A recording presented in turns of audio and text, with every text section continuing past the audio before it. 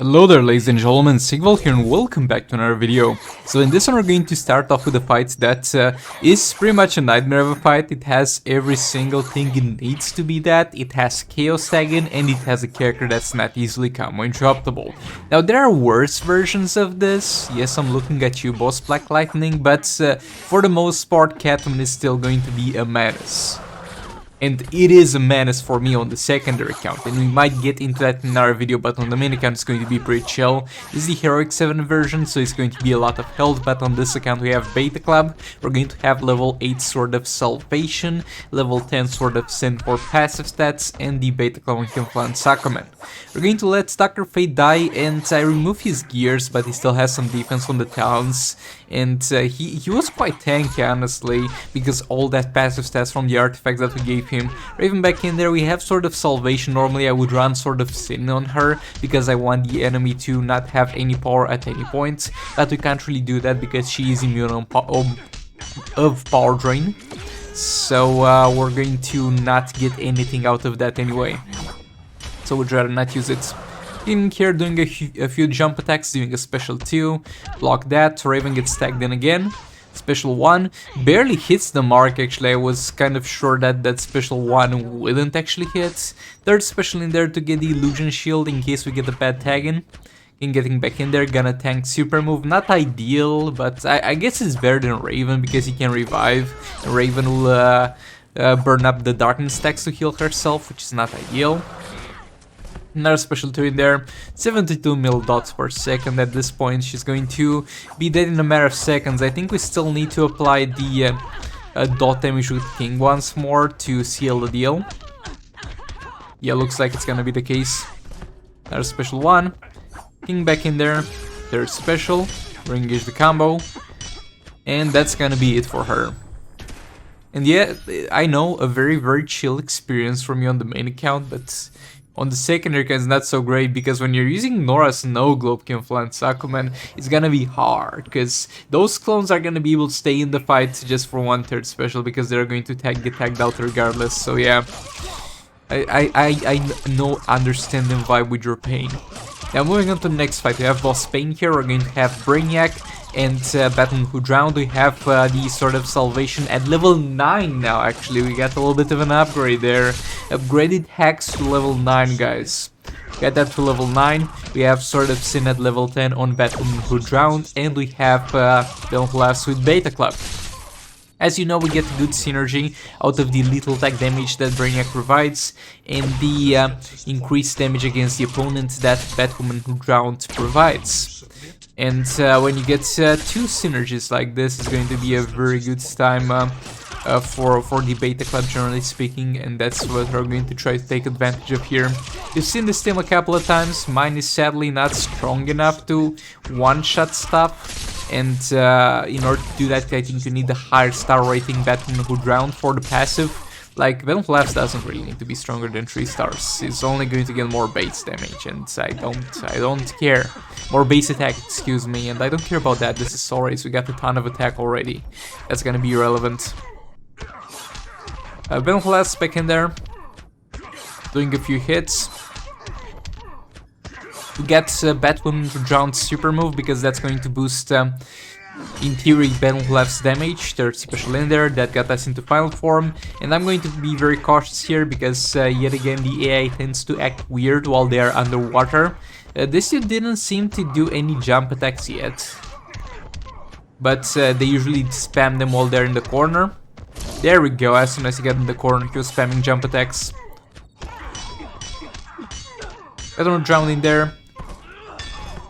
Special 1 to inflict some Sword of Sin to kind of try to power drain him a bit. Here I rushed the super move, I didn't get enough combo to get put straight into final form. Our special 1 there, there we go, we're in final form. Combo chop there. Gonna back off. And look at this, look at how he's spamming range attacks. If he was not underwater he wouldn't be doing this. Why are you doing this? Why? Stop! Please! Oh boy, I hate this underwater mechanic so much. Looks so cool, it's such a great idea, but It doesn't function properly. I'm sorry. It just doesn't function properly. Makes the game more frustrating to play. Why? Why would he spam ranged attack 10 times? I've never seen that in my life happen. Come on, chopped again, pushing him back to the corner. I'm not... actually, I'm gonna maybe go in final form again here. Mostly lead for the third special damage. And yeah, he does jump attack into a special. Not much you could do about that. And yeah. Very strong team if you do have the beta club. Very frustrating team to play regardless. Fix it, please.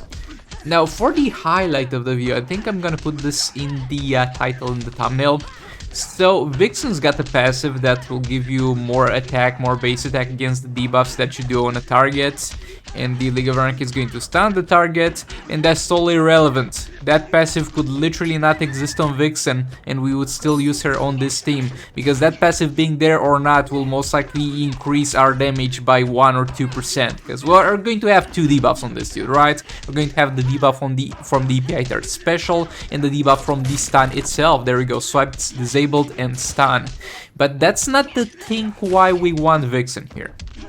So, it's going to be a 5-star Vixen, by the way, so you can get better performance out of this. League of Rank is going to be the team in the game that takes the most advantage or disadvantage out of the class that they are put up against. So there are some class advantages or disadvantages. For example, now we have a class advantage of agility on Harley versus Metahuman, and that's going to increase our damage. Usually that doesn't matter, but for League of Anarchy, or it doesn't matter that much, but for League of Anarchy it does matter a lot, because you're going to first of all get an increase in the base damage that you're going to do on your basic attack hits, which will make the dot higher, because the dot damage that you do is based on the damage you do on your basic attack hits, and that will make the dot higher already. And then the dot that has been already affected by that class advantage is going to get affected yet again separately from the normal attack damage.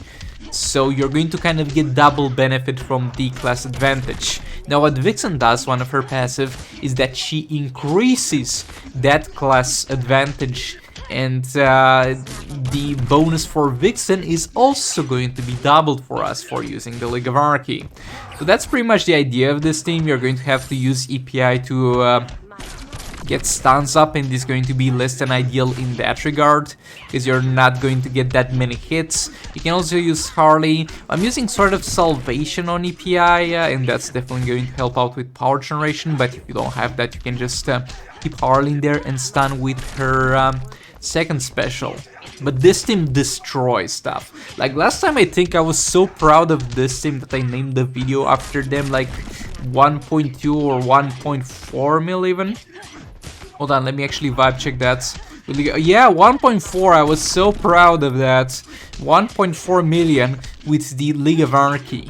And look, if I play this a little bit better, and if I had a little bit higher level artifacts like a Trigon Staff max out instead of Sword of Sin, I'm pretty sure this would have been an easy one-shot. Like, this did so much better than the Predator Batman League of Anarchy did. Like, boy.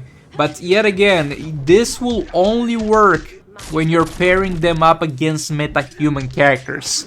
This will be useless against non-meta-human characters, though you can do this when you're at a disadvantage. But yeah, 1.6.4, boy, 1,644,000. But yeah, you can also do this when you're forced to play into class disadvantage, like playing against Might, because you're going to be yet again severely affected, and Vixen will diminish those severe effects for you. But yeah, that's quite interesting. That was kind of a solid 200 mil more than the Predator Batman League of Anarchy. Now we're going to do a little bit of a test since I got my Sword of Salvation to level 9, and we're going to use her on a few damage dealers. So as a reference, Manta can do above 300 mil with the Jokerized Batarangs, which do not provide passive stats for the soul rate, by the way. And by putting that on Manta, Sword of Salvation, I mean, we're going to be able to also have a Trigon Staff at level 1, which provides us for 1000 more attack. And it sucks. The Sword of Salvation sucks as on a damage dealer. It's good for power generation, but for dealing damage is absolute garbage. Because an increase in damage, even though it's better than base attack, it's still not great. because you're going to get additive increase of your base damage. So this is how it's going to function. You're going to have the damage that Manta's basic attack hits would deal without his passive and without crits or lethals, and that's going to be calculated for the increase, and is going to be a flat percentage added at the end of the calculation. Is not going to progressively influence other values, so it's not going to care about crit, lethal, or his passive, so it sucks. Same thing on the Batman Ninja team.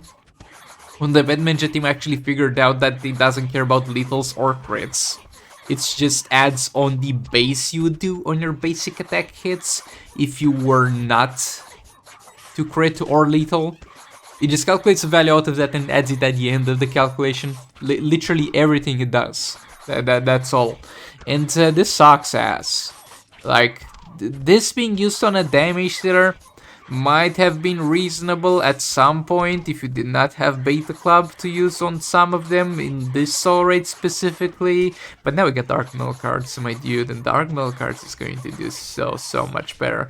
I think I literally did more with the Dark Mill cards Batman Ninja team, having only a 3 level Dark Mill cards and a level 4 and level 2 Chakra artifact for passive stats on the secondary account than I did here with level 8 Sword of Salvation, level 10 Sword of Sin, and level 1 Trigon Staff.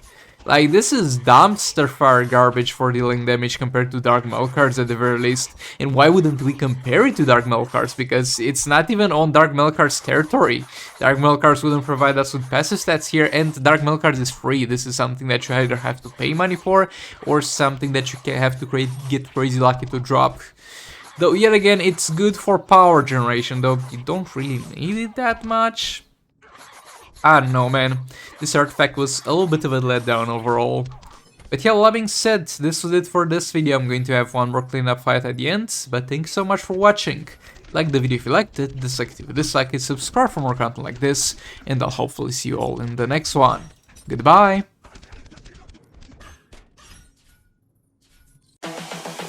This is the future.